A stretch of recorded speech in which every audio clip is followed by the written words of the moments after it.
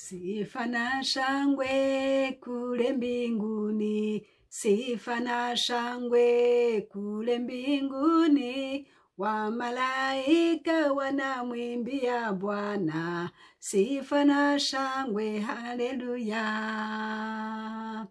Sifa na shangwe kule mbinguni, sifa na shangwe kule mbinguni, wamalaika wanamwimbia Bwana, sifa na shangwe, haleluya. Amen. Ndabaramukije mwese mw'izina ry'umwami wacu Yesu Kristo. Amahoro ava ku Mana Data wa twese aganze mu mitima yanyu mwebwe mwese aho muri hose ku isi yose. Wo muvugana hano ni Françoise Habonayo, no muvyeyi akunda Imana kandi akayikorera. Ndashimiye Data wa twese ahoraho kubw'uyu mwanya mwiza aduhaye kugira ngo twongere gusangira ijambo ry'Imana. Bene Data, igituma dukovya cane nuko tuzi neza yuko kuza ku mwami wacu Yesu Kristo kwegereje, kandi umwanya nawo ukaba ugenda wihuta cane. Nico gituma bene Data, umuntu yumva ijambo ry'Imana ntajyanjanjweko, ariko areke ijambo ry'Imana rimuhindure gose, acike usa n'uwugomba kwinjira mu bwami kwa Data. Yesu nahabwe icubahiro. Uyu munsi ngomba kuganira namwe ku ijambo ryitwa gukurikira Yesu. Gukurikira Yesu bivuga ngo hari igihe bigusaba kumwemangira, hari igihe bigusaba kumurutisha abandi bose, hariho n'ikindi gihe kumbure bitagaragara yuko umukurikiye, kuko ibyo ukora bisa nk'ibyo abandi bose bakora. Aho uca niho n'abandi bose baca, mbese uko uri niko n'abandi bose bari. Ariko ikintu kizogaragara yuko umukurikiye Yesu ugaca mu nzira yaciyemwo, nuko ugendera mu kuri, kuko Yesu nukuri. Nshuti nkunda, ndagomba gusa wongere wiyumvire yuko muri kino gihe canke muri iyi si turimwo, byose ntibihagarara mu kuri. Hari igihe bigusaba guca hirya y'ukuri kugira ngo uzimanganye ibyo ugomba kuzimanganya. Ariko abantu bakurikira Kristo Yesu, Bibiliya itubwira yuko Yesu nukuri. Urumva nta handi hantu ukwiye guca, nta handi hantu ukwiye guca, nta nyuma y'ukuri hariho mu bantu bakurikira Yesu. Ariko mu bantu badakurikira Yesu bagomba kwicira inzira zose zirahari kiretse ukuri. Bibiliya iratubwira neza ngo Shetani niwe se w'ibinyoma, kandi mu binyoma nta kuri kuba kurimwo.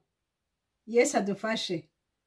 Rero ukuri na Bibiliya tubwira ngo tugumye ukuri, ngo ntitugushore. Nukuvuga ngo tugumye ukuri ntitugutakaze. Yesu nashimwe. None nshuti yanje uri kurankurikira, wogumye ukuri gute canke wogendera mu kuri gute? Murindi jambo kugendera mu kuri ni kimwe no kugendera muri Yesu. Murindi jambo kugendera mu kuri kuko Yesu niwe kuri. Niki kigutuma wogomba yuko ubona ukuri mu muntu adatunze Kristo? Mu muntu adatunze Kristo nta kuri kumubamwo. Ariko umuntu atunze Kristo byose akwiye kugendera mu kuri. Yesu adufashe. Bibiliya iratubwira kandi ngo abantu bari muri Kristo tubamenyera mu byo bama. Kandi Bibiliya iravuga ngo ntiwoshobora kwamura iciza itunda riryoshe ngo urikure ku giti kibi. Nukuvuga ngo icyo umuntu ari nico atanga, canke kiri muri wewe nico gisohoka. Yesu adufashe. uyu munsi ndiko ndagomba kuvuga kugendera mu kuri, hanyuma kugendera mu kuri niko kugendera muri Kristo. Navuze nti hari igihe bigusaba guca inyuma y'ukuri, igihe hariho ibyo ugomba kuzimanganya. Abantu b'inkozi z'ibibi ntibashobora kugendera mu kuri, kubera yuko bagomba ko ibyabo byose byama biri mu mwiza ntibimenyekane. Imana idutabare. Umuntu agerageza kunyegeza inzira, kandi nivyo, ariko iyo umuntu anyegeje inzira, hariho rero abandi nabo babinonosoye bo kugira ngo basokorore biriya vyanyegejwe, babirondere. Nico gituma hariho ubusho, nico gituma hariho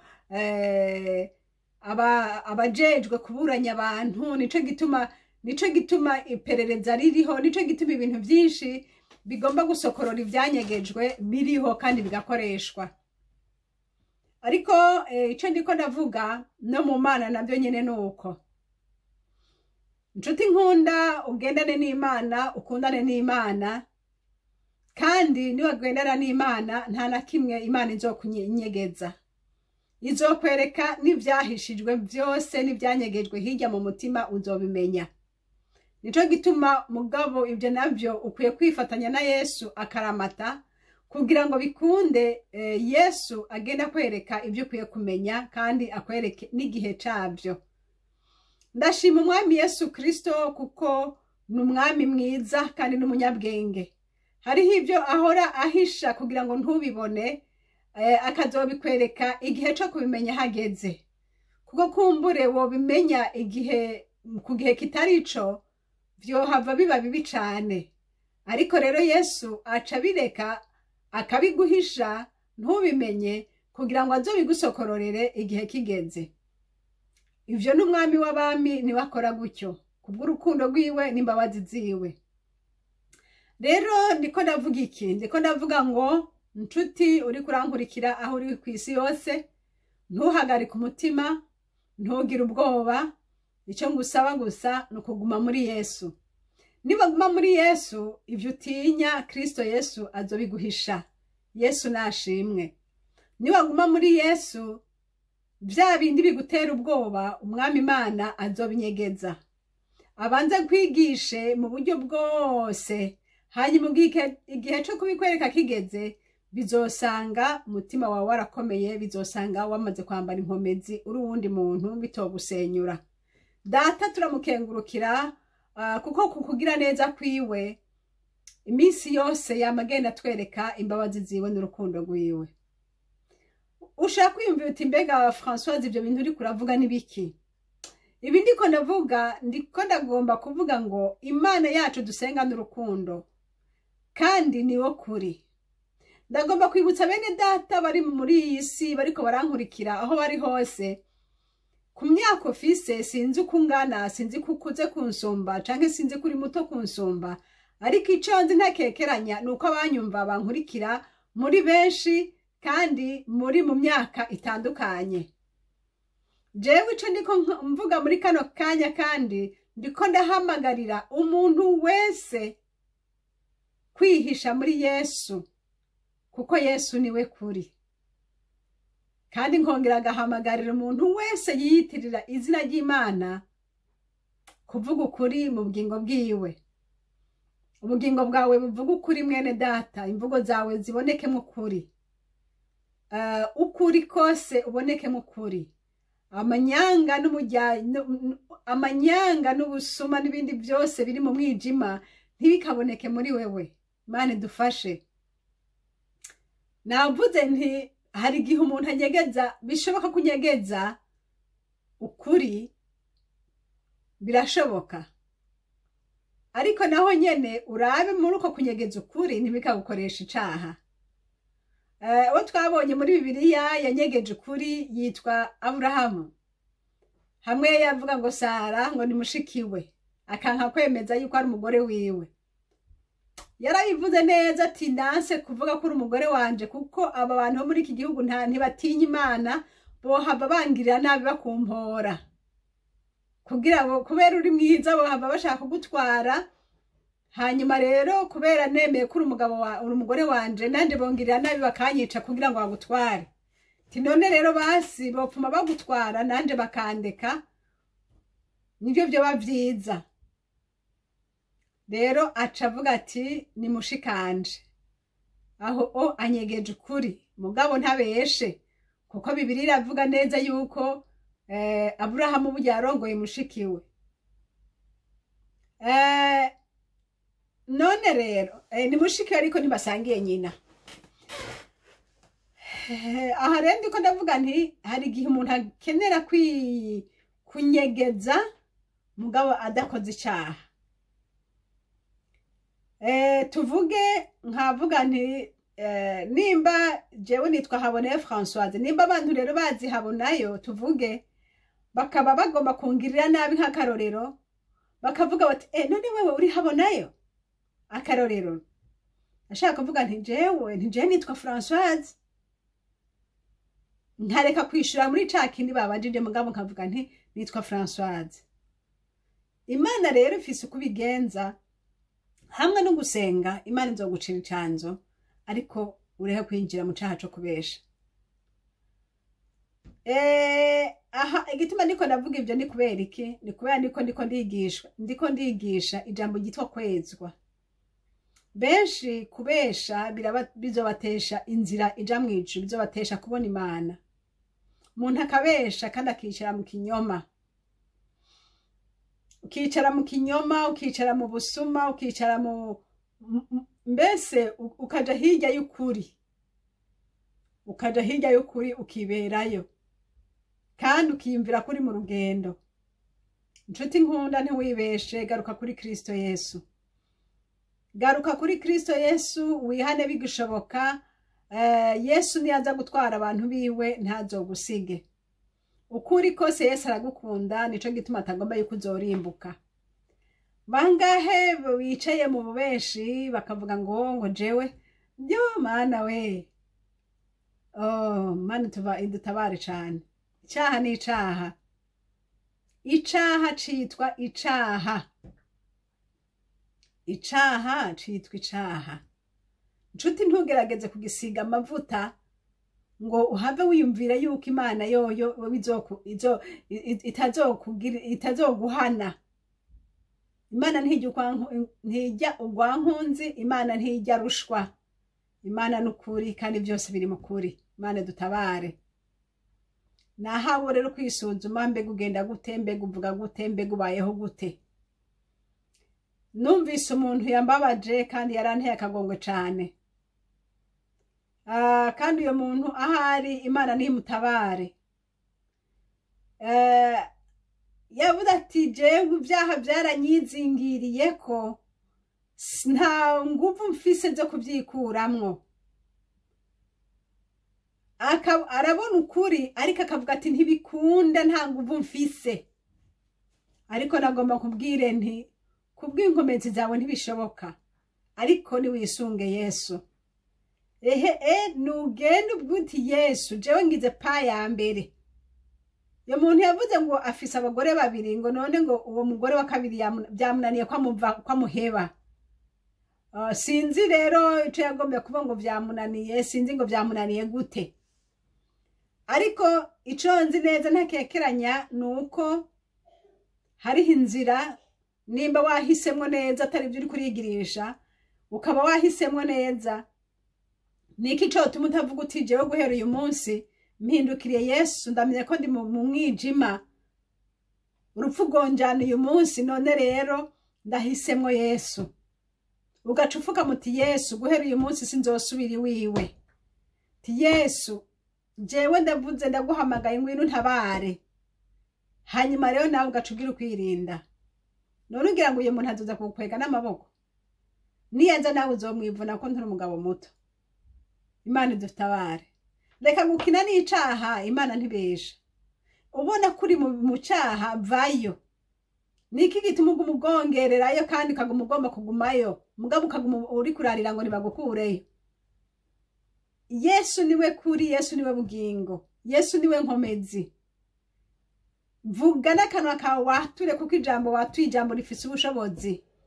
uvuga uti sinzosubirayo mu izina rya Yesu ndamuhevye ndasubiye ku mugore wanje wa mbere uheze urabe ko bidakunda ijambo rifise ubushobozi bene data ijambo rifise ubushobozi iryo jambo nyene rica rigenda rikora akazi aho niko ndabwira ariko aranyumva kandi Yesu namutabare kugendera mu kuri guhagarara mu kuri raba ko ivyo urimwo biri mu kuri raba kudahagaze mu bintu vy'abandi wa mugore we wicaye mu bintu vy'abandi nurekure Yesu ntagusange muri ivyo bintu data dutabare ndatangara hariho abantu benshi bacavuga ngo yango ngo ngira ngo baramuroze ngo nta bamuroze wa mugabo we nta bakuroze nta numwe umutima wawe niwe wakuroze n'ivyumviro vyawe vyonyene wewe upfa kuvuga gusa uhamagare Yesu urabifata gutabara Yesu nahabwa icubahiro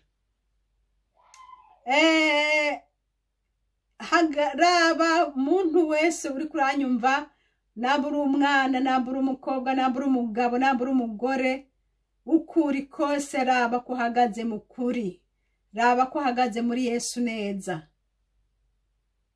mukozi w'Imana raba ko uhagaze muri Yesu neza kuvuga Imana ntibisobanura kugororoka twabonye abantu benshi bavuga Imana kandi barayisohoye nshuti nkunda uri kuranyumviriza umviriza Yesu araje tunganya ubugingo bwawe tunganya ukuri kose tunganya vya bindi byose tunganya nshuti nkunda tunganya reka gukina reka gucerwa nta mwanya usigaye ubwo uri kurumva ari nojwi n'udeside mu mutima wawe kandi mpwemu yera ari hano kugira ngo agufashe nta kinaniranye nta na kimwe satani nta bubasha gufise kuba wacunguwe n'amaraso ya Kristo Yesu Imana yakugiriye neza ukumva ubutumwa niyo ntsinzi vuga ijambo kandi ijambo rifise ubushobozi Imana nishimwe ureke kwibohesha amajambo yawe uvuga ngo ntavyo noshobora ngo kaye ngo biragoye mu izina rya Yesu birashoboka kuva muri uwo mwijima ukaja mu muco kandi Kristo Yesu akakumurikira hariho abandi nabo bagendera mu mwijima w'igitangaza ariko hanze bambaye impuzu zera ariko baryamye barara mu mwijima Yesu nabatabare va muri ivyo bintu urimwo nshuti yanje vayo Yesu arakumurikira hariho ibyaha bibonekera abantu hariho n'ibindi byaha bitabonekera abantu ariko nk'uko ishene ndiko ndavugira ko yitwa Habonayo nukuri Imana niyibona bya bindi byose unyegeza imbere y'Imana byose biri ku mugaragaro data dufashe gendera mu kuri kw'ijambo ry'Imana gendera muri Yesu ntukunde ko hari ikintu na kimwe kiza kugutesha inzira kiza kugutesha gukurikira Kristo hari ibintu byinshi biza kugutesha gukurikira Kristo ariko ntutinye Yesu yaranesheje Yesu twizeye Yesu yaranesheje haleluya igihe kimwe narindi ku ishure igitega hanyuma rero ngomba kugenda nari ngwaye ncamanuka Bujumbura kwa muganga kandi ico gihe rero sinashobora kwicara nari numva umenga navunitse umugongo hanyuma kwishure bampa uyundi mwana ngo amperekeze amvane Gitega tumanuka ni Bujumbura ariko rero hacaboneka ubundi avuga ati nta ngorane uyu ndamushikana na jewe niyo ngiye tuca tumanukana rero n'uyo muntu yemeye ngo aranshikana nukuri bene data yaranshikanye jewe nagenda nashikira mu Bwiza nawe yaba kwijabe kandi sinari ndamuzi nuko gusa yari yemeye ati ntaco jewe niyo ngenda ndamushikana hanyuma turagenda dushitse aca nshikana kwijabe ndavuga nti none ko unshikanye ngaha kandi je ngenda mu Bwiza aca arambwira ati ntaco reka nje kudepoza ishakoshi hanyuma nca ndakujana ndagutwara aho ushika. Nti sawa. Dushitse muhira aho muhiri wiwe sinamenya ko ata mugore afise, ibyo ntavyo namenye.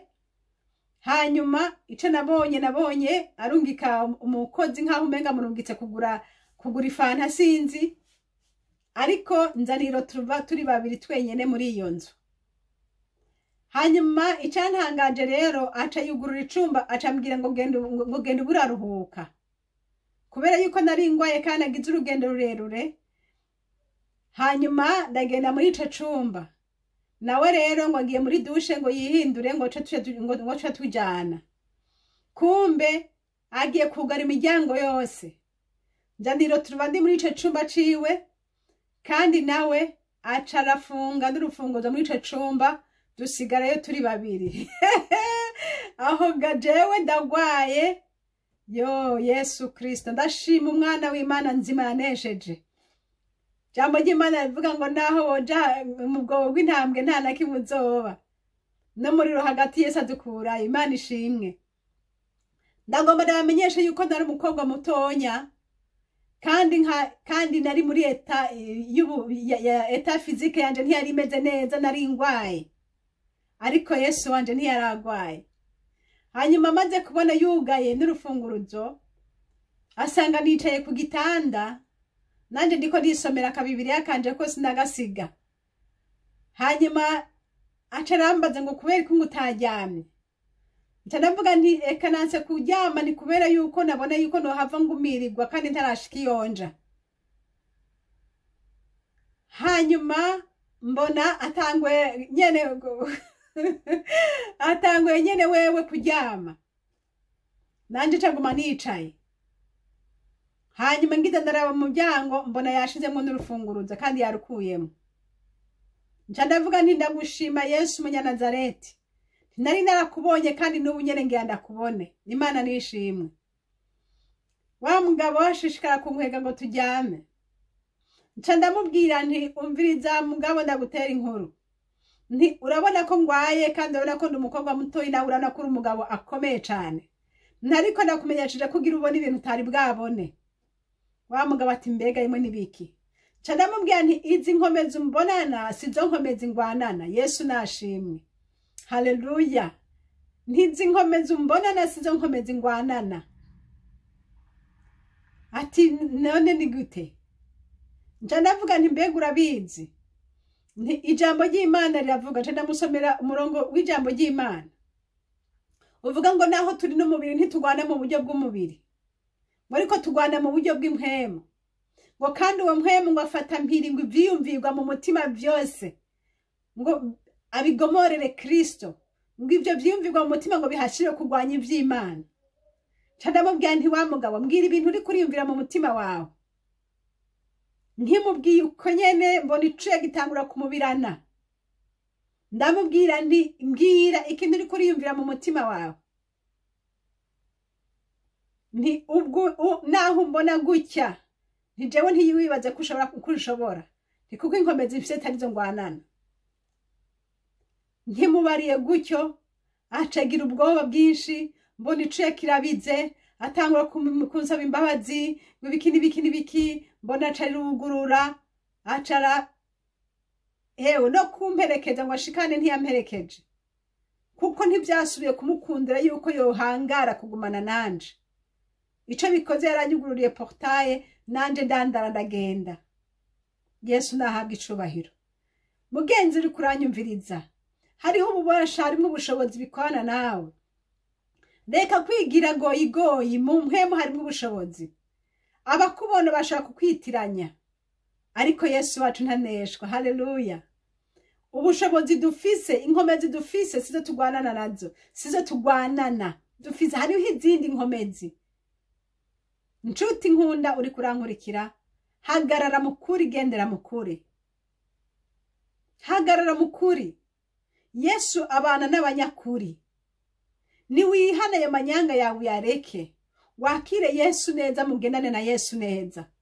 Nimwabana na Yesu neza, ndakubwiye nti naho woca mu mwonga witwa marira, uhoraho azohaguhindukira kuba ahantu h'amariba. Haleluya. Naho abantu bohindukirana n'abantu 1000 iruhande yawe, uko nyene ungana n'izo nkomezi nyene uko nyene usa, bose bazohindukire bazobimihindugita iruhande yawe. Amina, kuko ubushobozi bw'Imana isumba byose buzokwana nawe. Ariko bisaba ngo uhagarara mu kuri. Reka Yesu yidegembye muri wewe. Reka Yesu abone ikibanza muri wewe. Reka Yesu akugwanire. Imana niguhezagire. Imana nishimwe. Nariko navuga ijambo gito kugendera mu kuri. Reka kwiyobagiza. Reka kwiyitiranya, reka kwinyegeza. Iri jambo ryo kwinyegeza rirakomeye bene data. Kuko abantu bashaka kwinyegeza imyaka n'indi bakinyegeza. Ariko ndakumenyesheje ijambo rimwe. Oya ntuzoshaka kwinyegeza umwana w'Imana. Uwurimo Yesu ntuzomwinyegeza ngo bikunde. Ntibishoboka. Kuko mpwemu yera ngo asesa byose. Haleluya, asesa byose. Yesu nashimwe. Nkunda kubwira abana banje nkababwira ntimugire ubwoba ngo mwinyegeze murabe ngo mbega ndababona canke sindababona. Kuko Imana ishobora no kumpishurira bya bindi uri kurakora nkabimenya kandi atavyo wambariye. Imana idutabare. Si ibyo gusa narabwiye Yesu nti Yesu wewe usumba byose uri mwijuru. Ntihagire ikintu na kimwe kizonyihisha mu byo mu nzu yanje. Mu bantu bose bitiririrwa yuko dufitaniye connection. Ntihagire na kimwe uzonyegeza. Ndashimira Kristo Yesu ko ariko biri kandi ariko bimeze. Yesu nashimwe. Nshuti nkunda, Yesu muri kumwe nta na kimwe kizokwinyegeza. Kuko Yesu azohora guhishurira kandi akwereka ingene ukwiye gusenga. Uzabona Yesu akugwanira intambara mu bana, mu rugo, ku kazi, mu ishengero, aho hose intambara zikuzokwaduka. Yesu azokwama guhishurira kandi azokwama akuneshereza.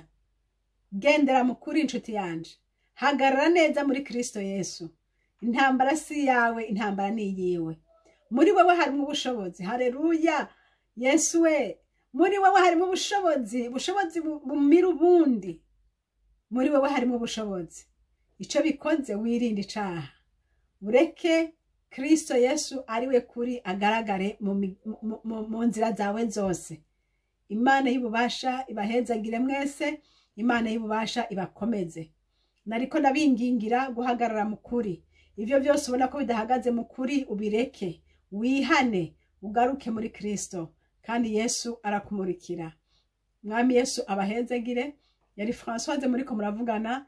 Nomero za telefone ni za zindi +46 768 0065 46. Kandi iyi shene tuvugira ko yitwa Habonayo. Utaragira sabone agenda agire sabone kugira ngo arabe ibindi natanze mu minsi yashize. Mwami Yesu abahezagire mwese. Amina. Data mu izina rya Yesu ndagushimiye kuri iri jambo ryiza twumvise. Mwami Yesu ndagushimiye ko ari wewe uri kuri. Haleluya. Mu izina rya Yesu hezagira abantu bose banyumvise muri kano kanya. Kandi Mwami Yesu ibyo bagenderamo bitari mu kuri, Mwami Imana ubababarire kandi ubakuremwo. Ufise ububasha Mwami mu izina rya Kristo byo gushingura bari abantu iyo umwansi yabazitiriye hose. Mu izina rya Kristo Yesu bashingureyo, ubahagarike muri wewe neza. Mu izina rya Yesu. Amen.